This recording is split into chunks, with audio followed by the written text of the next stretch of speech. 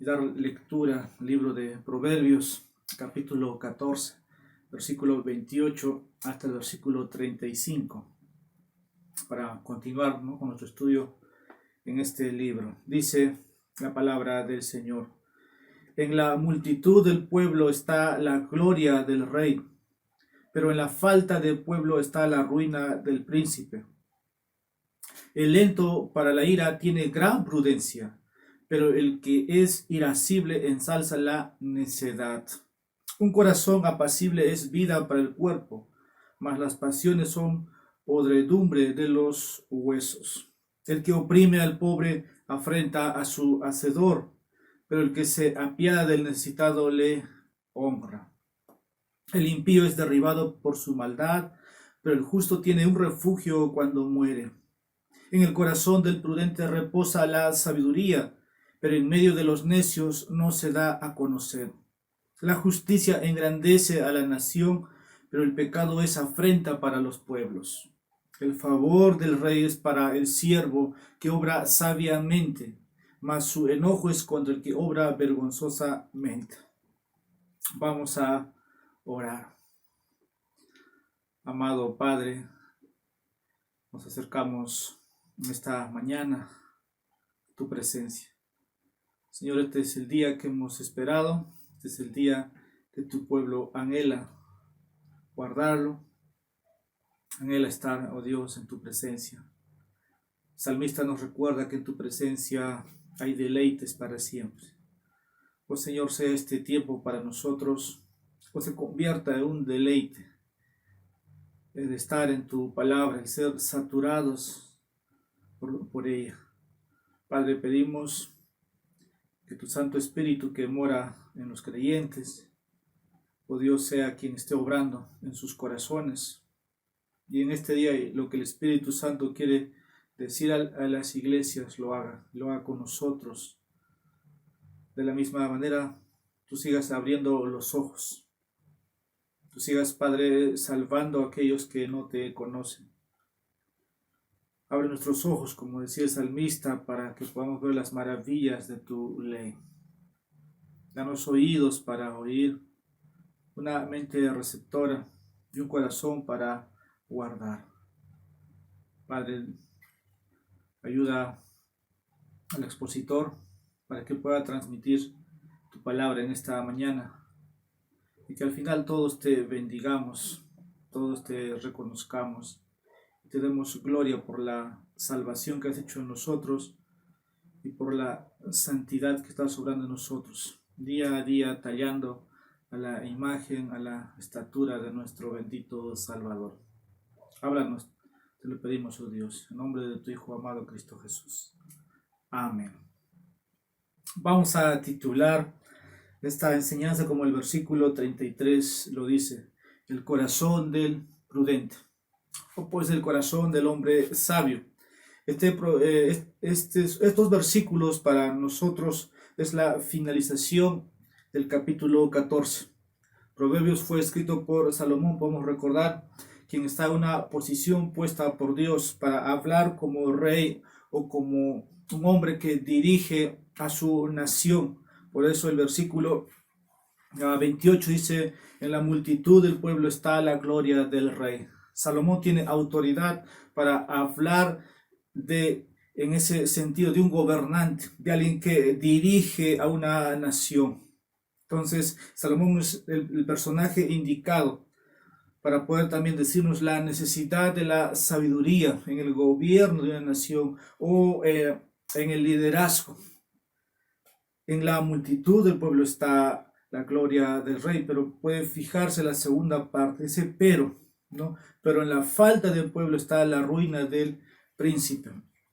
Yo voy a enumerar algunas preguntas aquí que vamos a ir respondiendo a manera que vamos avanzando este estudio. ¿Qué significa que la justicia exalta a una nación? ¿Quién solo es justo ante los ojos de Dios? ¿A qué naciones prospera Dios y por qué? ¿Cómo cuida el Señor al justo delante de él? ¿Cuál es la diferencia entre la moralidad terrenal y la justicia?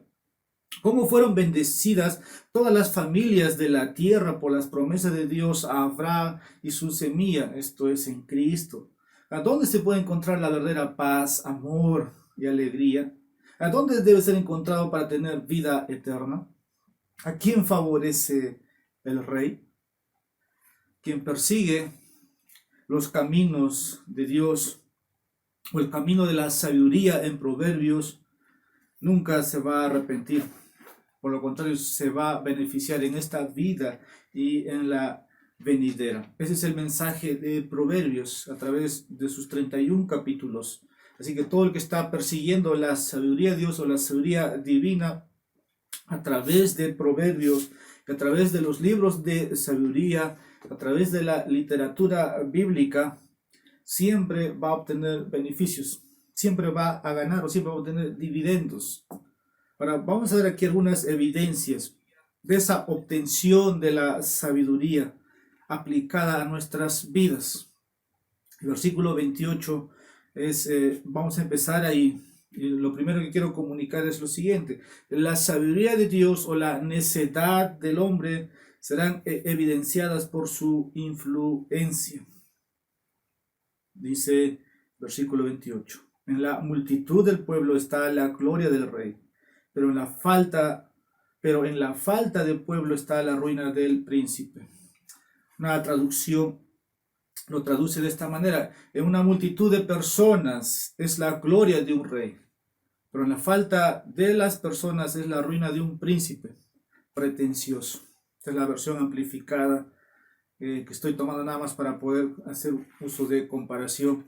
Y aquí Salomón expone la gloria de un rey, la gloria de una nación, y como un buen rey mantiene esa gloria. Ahí hay sabiduría para poder lograr obtener eso. Sabiduría entonces es necesario.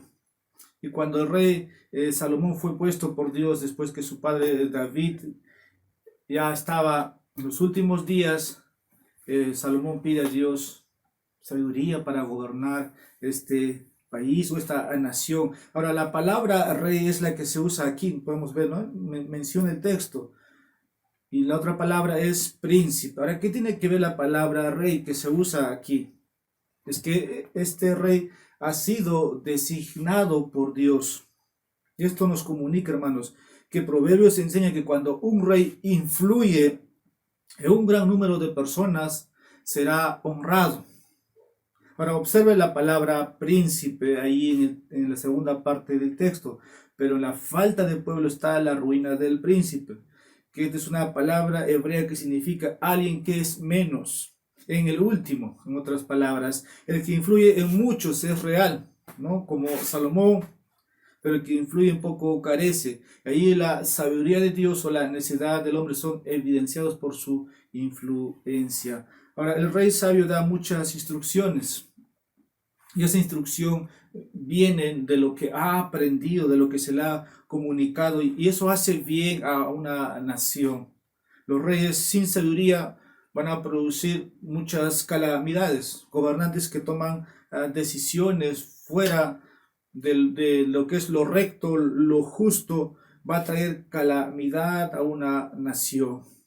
Entonces ahí la instrucción del rey, el que al final le trae honra, pero los reyes bien instruidos van a traer resultados a largo plazo que van a hacer bien a una nación. Ahora, estos son servidores de Dios. Eso no lo olvidemos. Toda persona que está en autoridad, en eminencia, son hombres ministros de Dios, en un sentido de que son siervos de Dios.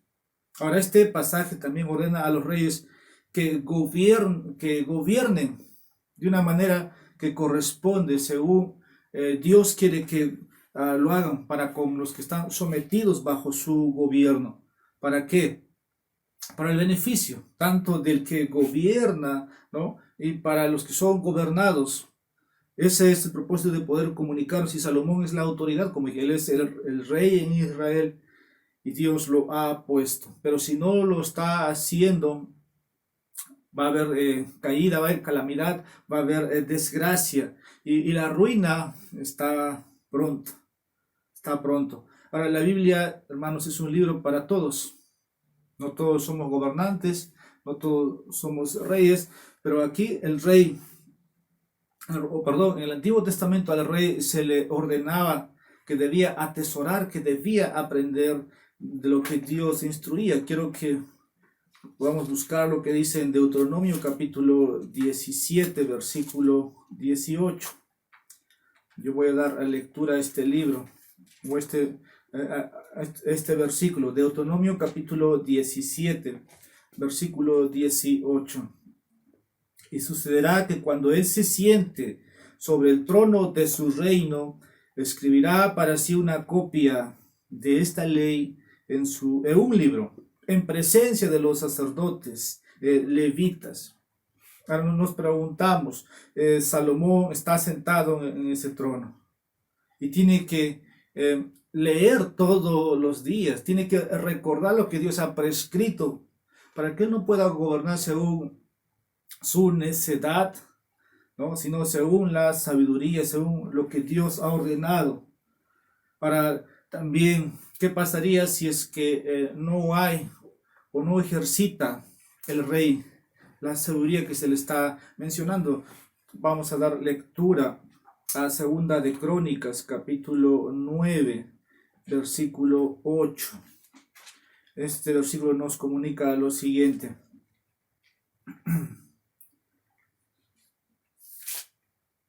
Estoy en la cita.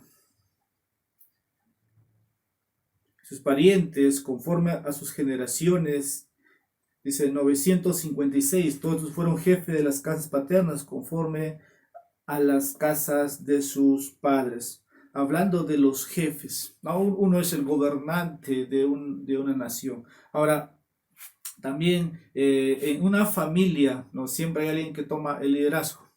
Es el papá, es el hermano mayor, o no está el papá, siempre hay una autoridad. Pero en este caso menciona solamente sobre los jefes de las casas paternas. O sea, una persona que toma autoridad tiene que, como el rey, ¿no? Según el rey, tenía que leer lo que Dios le decía para dirigir. Solamente de esa manera todos pueden someterse. En la iglesia del Señor es así, Cristo es la cabeza, la iglesia se somete.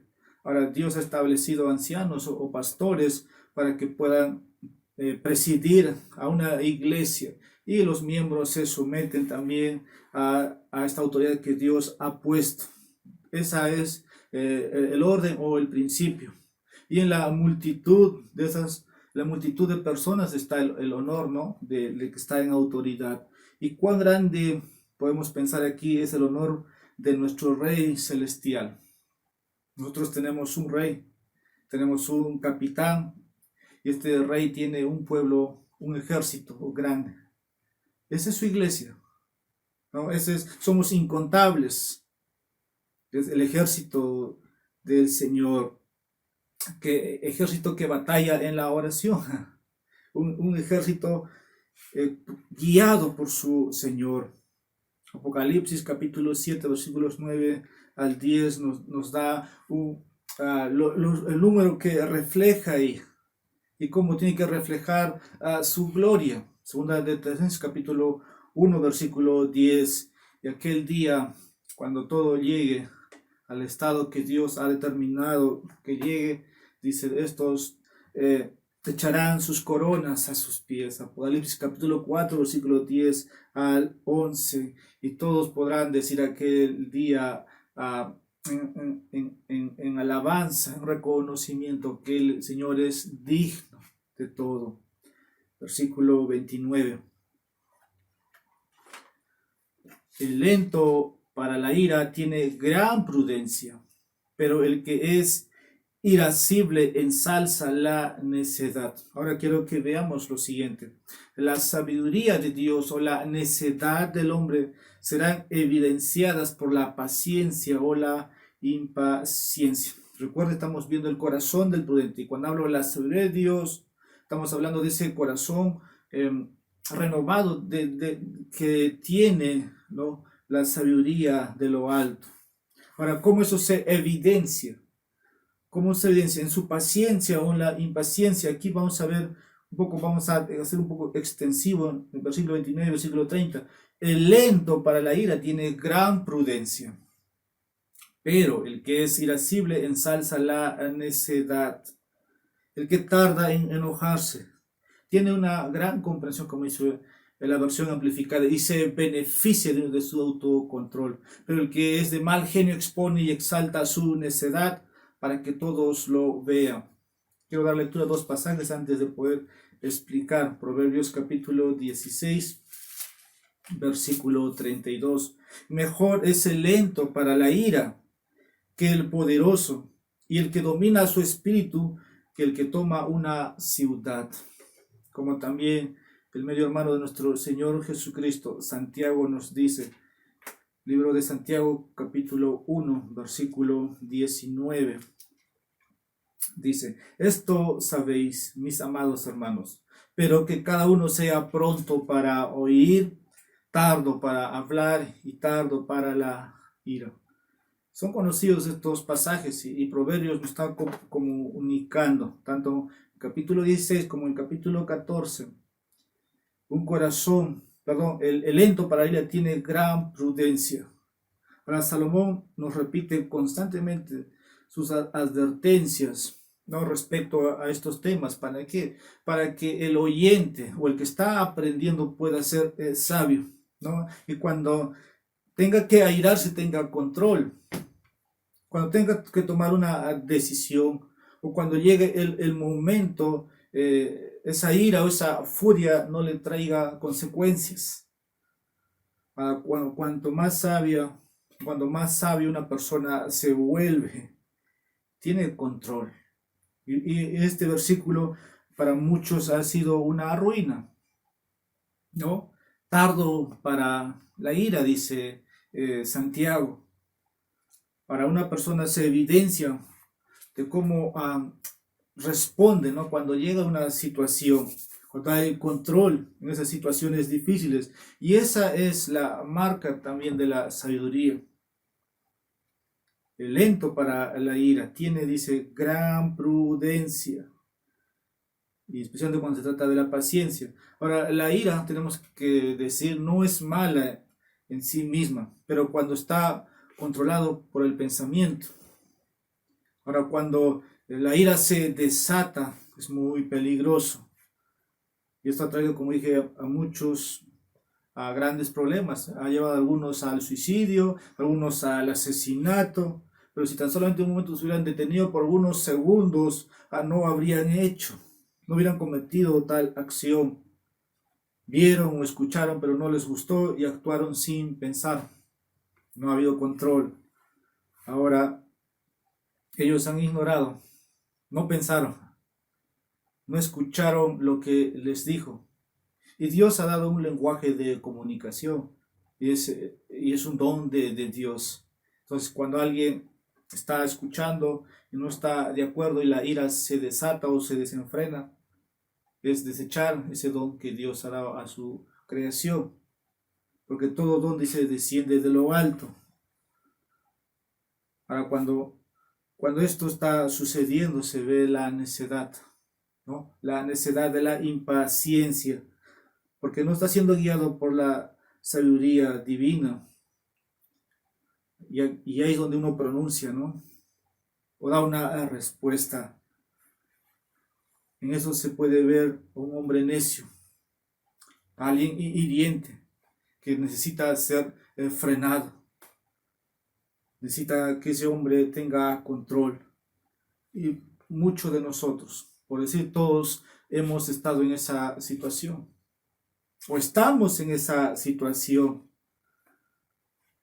Pero no nos ayuda en la vida cotidiana. Pero el Señor quiere, hermanos, amigos, que resistamos esos impulsos. El Nuevo Testamento dice, airaos, pero no pequéis.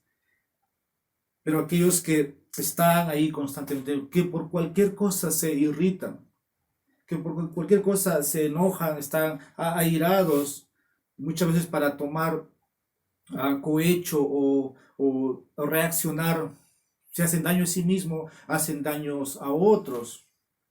se desquitan con otros. Y el Señor quiere que resistamos nuestros impulsos. Y Él proporciona. ¿Y qué es lo que Él nos da? Por un momento vamos a dar lectura. Santiago capítulo 1, versículo 17. El libro de Santiago es un libro muy práctico para la vida cristiana. Antes de encontrar doctrina en este libro, usted va a encontrar lo que debe o cómo debe vivirse de manera práctica la vida cristiana. Santiago 1, capítulo 1, versículo 17 dice: toda buena dádiva y todo don perfecto viene de lo alto, desciende del Padre de las luces, con el cual no hay cambio ni sombra de variación. Dice, desciende del Padre de las luces. Lo que estamos diciendo, ¿cómo es que vamos a resistir esos impulsos? ¿Qué es lo que necesita usted? ¿Qué es lo que necesito yo? Y aquí la respuesta es el Evangelio.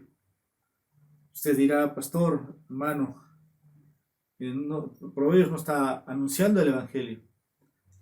Pero estamos hablando de lo único que puede restringir, lo único que puede detener esas reacciones son las buenas noticias del Evangelio. Y el Evangelio nos comunica que necesitamos, primeramente, un corazón prudente. Y este corazón prudente va a atesorar lo que Dios le dice, mas el necio no lo va a recibir, no va a oír. Como el capítulo 1 de Santiago dice, el necio no desea la sabiduría. Ahora es muy necesario, si usted quiere dominar sus palabras impulsivas, la ira, o tal vez usted es alguien muy frecuente en actuar o comprar sin pensar, necesita algo más profundo. No obstante pensar o conocer, lo que necesita es el Evangelio.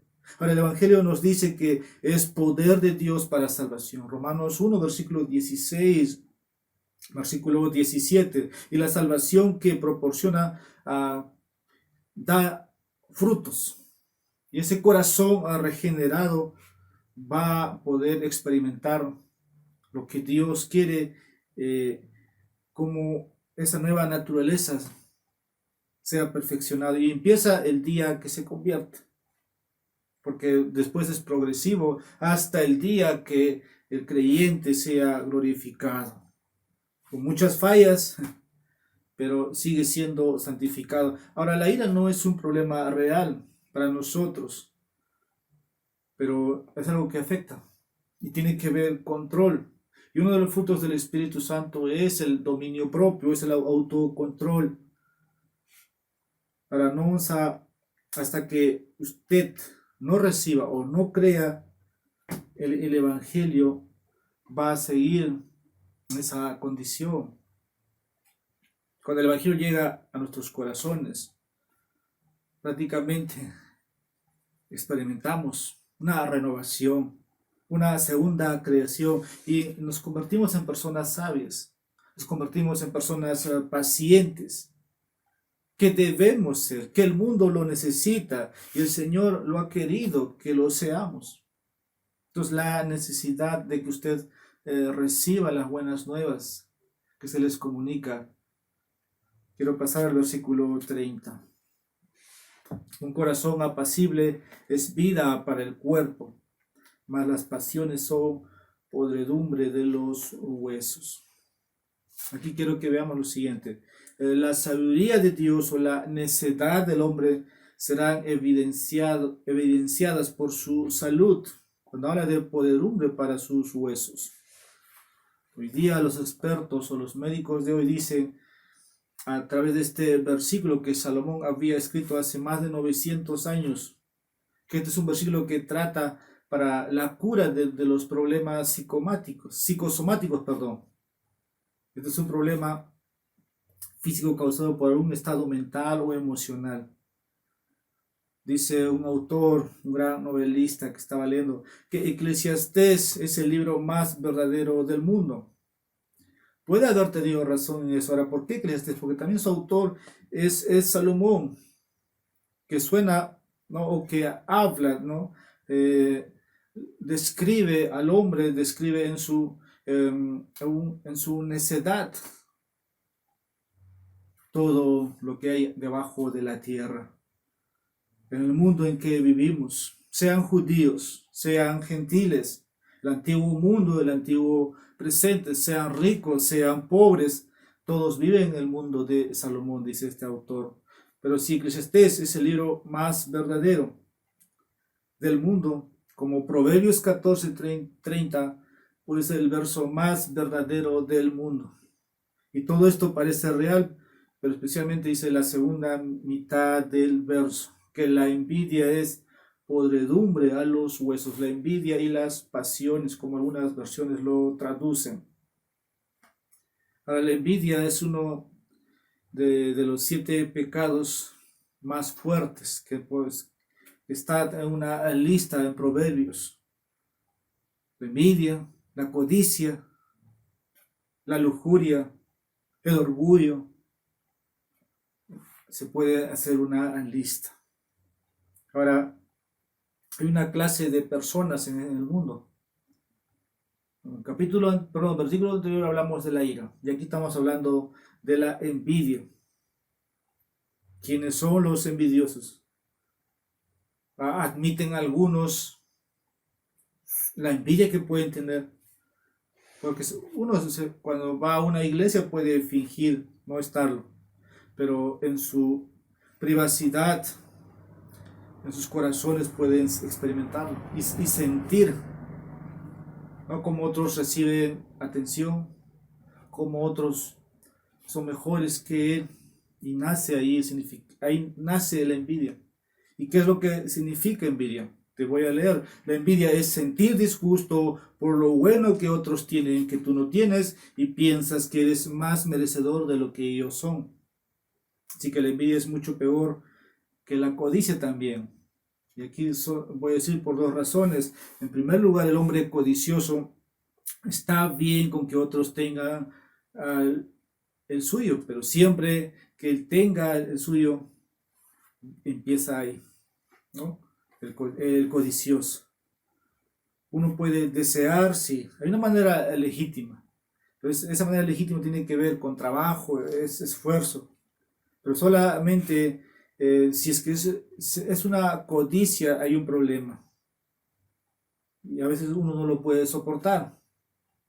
Y eso Salomón dice que es podredumbre a los huesos. Te enferma. En cambio, el hombre envidioso va a querer no solamente mejor lo que puede tener, sino si uno ve cómo su amigo, su vecino prospera, él va a querer ser mejor que su vecino. Como dije, hay formas legítimas de obtener lo que desea, un trabajar más o un segundo trabajo. Los gastos administrativos pueden disminuir, pero la envidia no puede satisfacerse sin dañar a las personas. Eso hay que tenerlo presente. Y aquí dice el texto, un corazón apacible es vida para el cuerpo.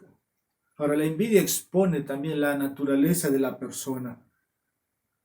Uno puede envidiar, si multiplicáramos los ejemplos, podemos encontrar en toda parte. Un centro de estudio, un centro laboral, dentro de la familia, dentro de la iglesia. Pero una vez más, vamos a recordarnos que todo don, que todo regalo, toda gracia viene de lo alto del Padre de las luces. Y la gente que tiene envidia no se da cuenta de esto. ¿Por qué Dios da a unos más y a ti no te da? Todo don desciende del Padre de las luces, todo regalo. Lo que sea que hagan para obtener estas personas, al final tiene que ver, primero, que no están aceptando lo que Dios les ha dado. Y ahí se muestra la necedad, la enfermedad por dentro que le está carcomiendo. Así que una envidia necia es pecado. y más para el pueblo de Dios, teniendo en cuenta que nosotros conocemos, ¿no?, la verdad. Frente a eso, ¿qué hacemos?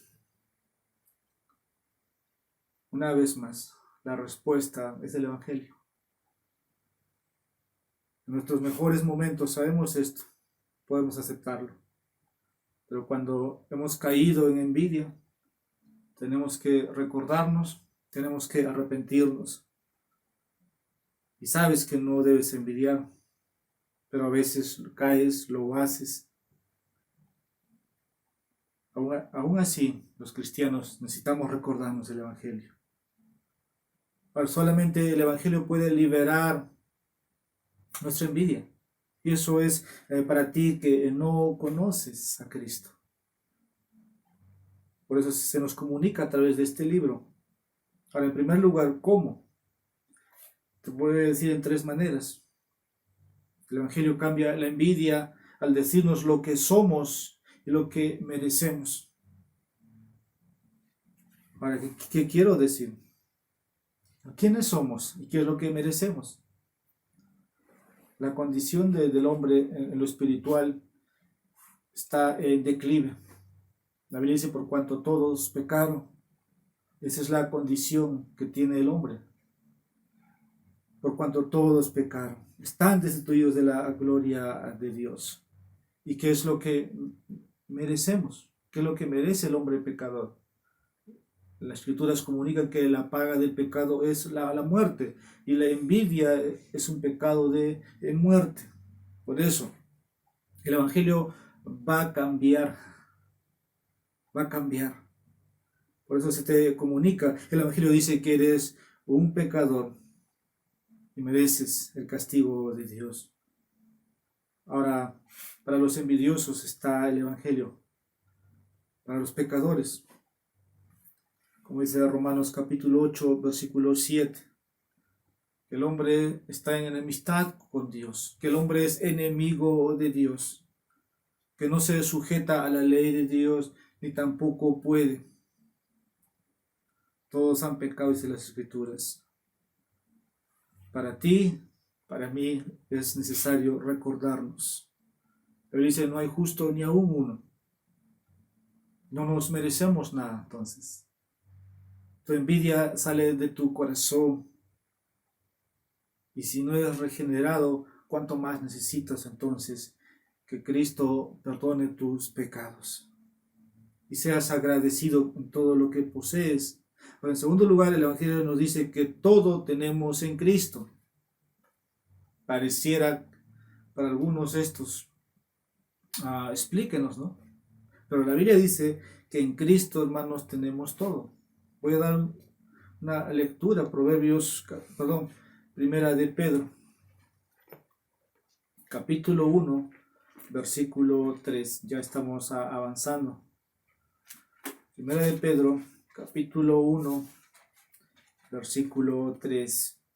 Bendito sea el Dios y Padre de nuestro Señor Jesucristo, quien según su gran misericordia nos ha hecho nacer de nuevo a una esperanza viva, mediante la resurrección de Jesucristo de entre los muertos, para obtener una herencia incorruptible, inmaculada y que no se marchitará, reservada en los cielos para vosotros. ¿Qué ha recibido? Una herencia incorruptible. Y usted puede seguir dando lectura a los versículos siguientes. Lo tiene todo. Yo creo que está por demás dar más ilustraciones. Uno conoce qué es la envidia. Como que está en todo lado. Y por eso aquí la invocación es que en Cristo somos herederos, copartícipes de las bendiciones o la herencia que Cristo tiene. Ahora, eso quiere decir, hermanos, que en Cristo lo tenemos todo. Pero también tenemos que reconocer lo que Cristo dijo, que separados de Él nada podemos hacer. ¿Cómo podemos entonces frenar? Es con el Evangelio. Y finalmente, hermanos, el Evangelio crea la iglesia, donde aprendemos que todos los dones que Dios da es para beneficio de todos dentro de la iglesia. Y cuando somos iglesia, vamos a poder experimentar, ¿no? Y tener todo tipo de caracteres, ¿no? Diferentes actitudes. Y ahí es donde nos servimos. Ahí es donde reconocemos que de lo alto Dios ha dado los dones. Y empezamos ya no a envidiar, no, ya no, sino que empezamos a escuchar la voz del pastor, hablando, ¿no?, de la voz de Dios. Mis ovejas oyen mi voz, dijo Cristo. Y cuando tenemos que regocijarnos, nos regocijamos. Y cuando tenemos que llorar, tenemos que llorar. Entonces, que Dios te liberte de la envidia, que Dios nos libere y que nos dé amor entre los hermanos para glorificarle, para amarle, para servirnos los unos a los otros. Y un corazón obrado de esa manera por la gracia de Dios puede obtener liberación y compartir. Para que eso haga Dios, sí lo va a hacer. Versículo 31 para seguir avanzando en nuestro texto. Nos volvamos a Proverbios. Versículo 31. El que oprime al pobre afrenta a su hacedor, pero el que se apiada del necesitado le honra.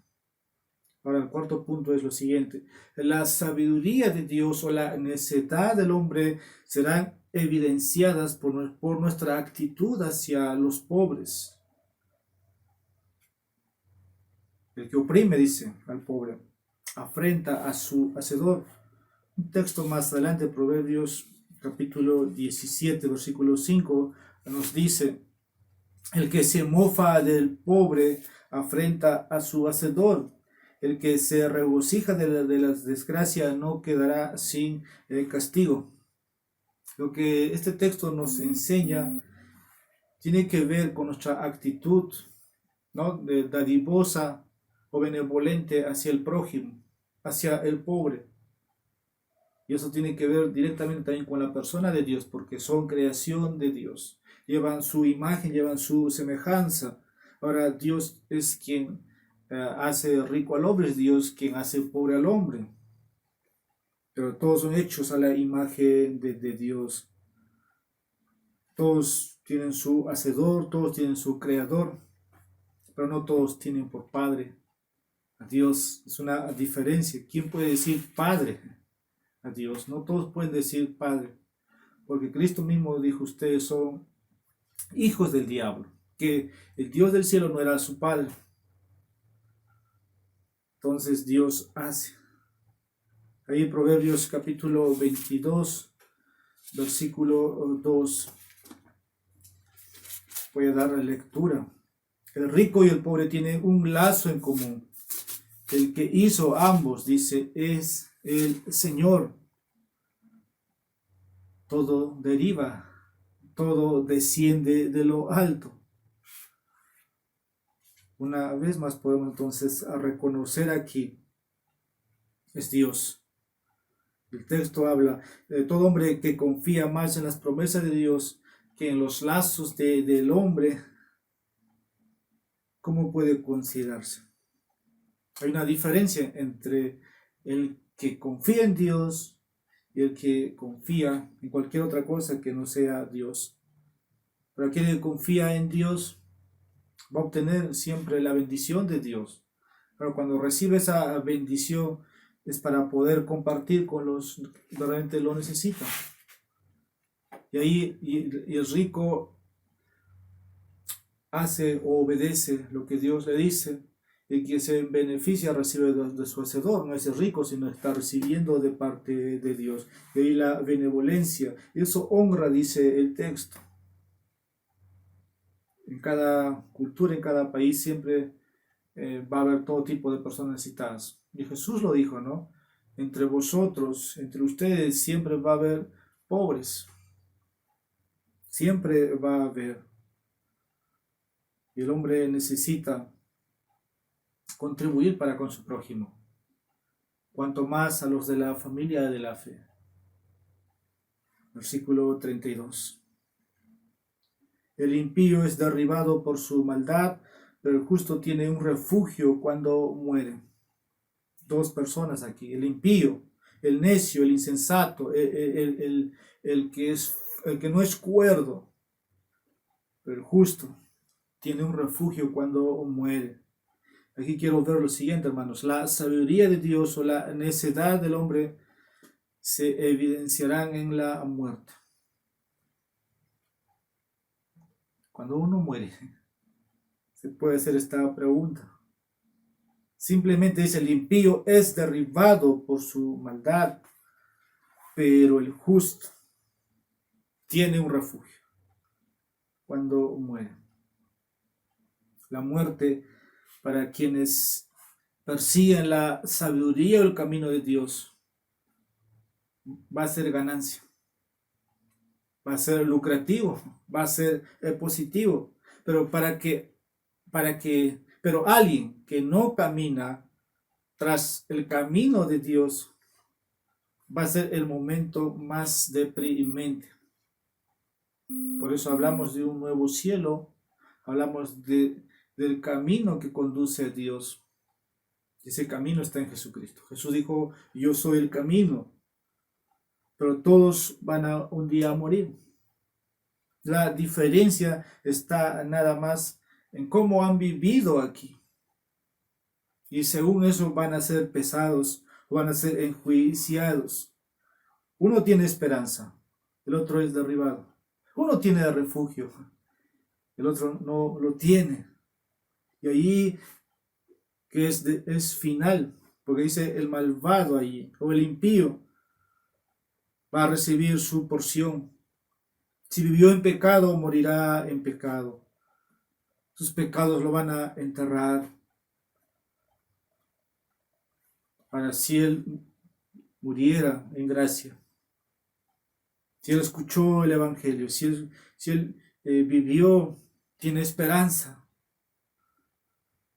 Y no hay desesperanza. Por eso dice, el justo tiene esperanza en su muerte. Este cree en Cristo y entiende que sus pecados han sido perdonados. La muerte es la destrucción del pecado, porque le causó grandes problemas. Entonces, tiene refugio. Y su refugio es el Cristo. Esto es el Evangelio mismo. Los justos son bendecidos en su muerte, porque hay esperanza para ellos. Versículo 33. En el corazón del prudente reposa la sabiduría, pero en medio de los necios no se da a conocer. Aquí vamos a ver lo siguiente. La sabiduría de Dios o la necedad del hombre serán evidentes y observables. Y es lo que está diciendo el texto. En el corazón del prudente reposa la sabiduría. De ahí el título de este estudio, ¿no? El corazón del prudente. Vamos a dar lectura a lo que dice Isaías capítulo 32, versículo 6. Ya estamos en la parte final por avanzar. Pues el necio habla necedades y su corazón se inclina hacia el mal para practicar la impiedad y hablar falsedad contra el Señor, para mantener con hambre al hambriento y para privar de bebida al sediento. La sabiduría de Dios o la necedad del hombre, una vez más me repito, serán evidentes y observables. Un corazón sabio es un corazón tranquilo, pero un corazón necio es evidente en lo que hace, como dice este texto. Pero en medio de los necios no se da a conocer. Por eso, como aplicación, nunca dejes que tus oraciones cesen hasta que Dios te conceda sabiduría. Es la manera de recibir su gracia y lo que Dios quiere. Estás unido a Dios. Versículo 34. La justicia engrandece a la nación, pero el pecado es afrenta para los pueblos. Ahora lo siguiente, la sabiduría de Dios o la necedad del hombre serán evidenciadas por la justicia o el pecado. Y es interesante aquí una vez más de nación. Toda nación tiene un gobernante. Y Salomón es la persona o el personaje oficial para hablar de nación. Y se usa en los textos se usa con mucha frecuencia también hacia los gentiles. Ahora este proverbio tiene que ver con la historia de la nación de Israel, de las promesas, de las amenazas que recibieron, si cumplían o no cumplían lo que Dios había dicho. La justicia engrandece a la nación, pero el pecado es afrenta para los pueblos. Puede traer recompensas a una nación, sí, pero también cuando hay afrenta, cuando hay pecado, entonces Dios va a tomar cartas en el asunto. Pero siempre, hermanos, todo esto está dentro de lo que Dios hace. Y cuando Dios encuentra pecado, vienen calamidades, ¿no? Porque es el pecado. Versículo 35, y vamos a finalizar el capítulo 14, que nos ha llevado muchos meses, ¿no?, para poder terminar. Dice versículo 35, el favor del rey es para el siervo que obra sabiamente, mas su enojo es contra el que obra vergonzosamente. Quiero que vamos a hablar lo siguiente. La sabiduría de Dios o la necedad del hombre serán evidenciados por la actitud de los gobernantes. El favor del rey. Ahora, el punto central de este proverbio es que el siervo obra, o el súbdito obra sabiamente, pero de aquellos que obran vergonzosamente van a recibir su parte.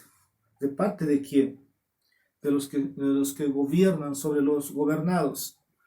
Ahora, Salomón hasta aquí nos ha comunicado bastante sabiduría.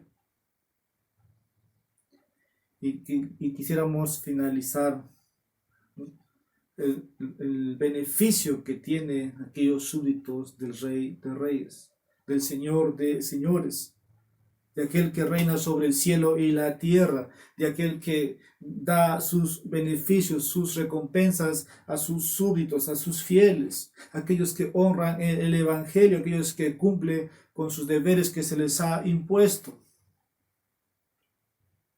No deseamos quedar en desvergüenza aquel día que el rey se levante, seamos avergonzados por lo que no hicimos aquí en la tierra. Y por eso somos llamados a vivir lo que decimos, a vivir el evangelio que hemos recibido, el evangelio que ha transformado nuestras vidas. Y ahí el favor del rey, aquel día escuchar la voz, buen siervo fiel, en lo poco has sido fiel, entra en el gozo de tu Señor. O simplemente aquel día ser avergonzados de todo lo que pudimos hacer y no lo hemos hecho, será vergüenza pública. Por eso la sabiduría de Dios o la necedad del hombre serán evidenciadas por la actitud de los gobernantes. No estamos para despreciar la autoridad que Dios ha puesto, por lo tanto tenemos que reconocerlo para empezar a hacer bien las cosas donde te encuentres, cuanto más en los asuntos de la iglesia. Así que, hermano, no te canses de hacer el bien como un siervo fiel,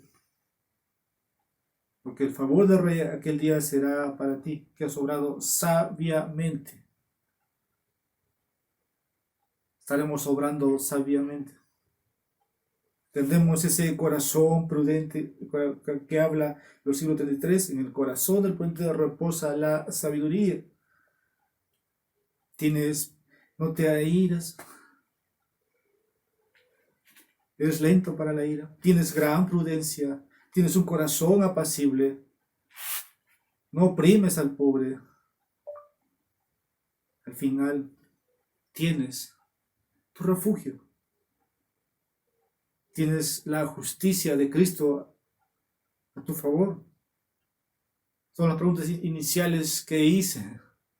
Y Dios bendice a una nación de esa manera. Dios bendice así una iglesia. Puedes encontrar en Cristo gozo, paz, amor, felicidad. La paciencia es un fruto del Espíritu Santo. En el Evangelio están las buenas nuevas de salvación para los hombres.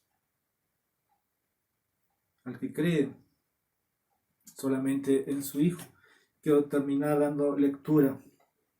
Romanos capítulo 1, versículos 16 y 17.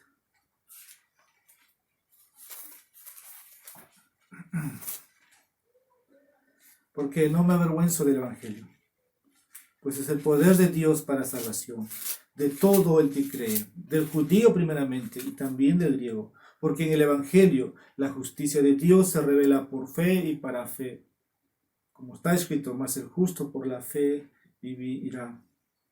Pero versículo 18. Porque la ira de Dios se revela desde el cielo contra toda impiedad e injusticia de los hombres que con justicia restringen la verdad. El corazón prudente va a recibir lo que Dios le comunica, pero el necio va a restringirlo. No va a oír lo que Dios le está comunicando. Pero el versículo 17 nos dice, el justo por la fe vivirá. La invitación del Señor en esta mañana es una vez más a recordarnos lo que hemos recibido, el Evangelio. Pero aquellos que no lo conocen, este puede ser el día, un día de perdón, un día de salvación. Vamos a orar. Amado Padre, te damos gracias por este momento. Señor, tú nos comunicas tu sabiduría escrito en estas páginas. Señor, es suficiente y se puede decir mucho. Gracias, Señor, por los hombres que nos instruyen día a día. Y tu Espíritu Santo puede dar más conocimiento, más sabiduría a quienes la buscan a través de tu palabra. Señor, que tú bendigas en el corazón, la mente de los oyentes, lo que hoy día nos has compartido. Te agradecemos esto. En Cristo Jesús te pedimos. Amén. Hermanos, solamente recordar la invitación, 7:30 empieza la transmisión del sermón en este día del Señor. Que el Señor los bendiga.